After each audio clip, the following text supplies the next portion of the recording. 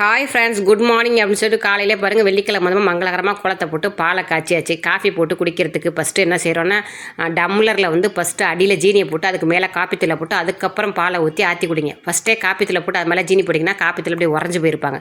இது ஒரு சின்ன டிப்ஸ் தான். அது மாதிரி உளத்தண்ணி நல்லா கொதிச்சதுக்கப்புறம் அரிசியை சேர்த்திங்கன்னா சீக்கிரம் சாதம் வந்துடும். அவங்களுக்கு வேலையும் மிச்சமாகும், கேஸும் மிச்சமாகும்.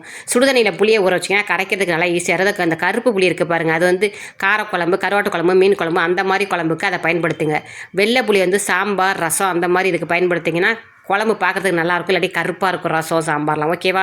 அது மாதிரி சாம்பார் தாளிக்கும் போது எப்போதும் நீங்கள் வழக்கமாக என்னென்ன போட்டு தாளிப்பீங்களா அதெல்லாம் தாளித்து ஒரே 10 வெந்தயத்தை மட்டும் சாம்பார் தாளிக்கையில் தாளிச்சிங்கன்னா சாம்பார் சீக்கிரம் கெட்டு போகாமல் நைட்டு வரைக்கும் இருக்கும். ஆஃபீஸ் போகிறவங்களாம் கொண்டு போயிட்டு வர வரைக்கும் இருக்கும். வீட்டில் இருக்கிறவங்களுக்கும் நைட்டு வரைக்கும் கெட்டு போகாமல் இருக்கும்.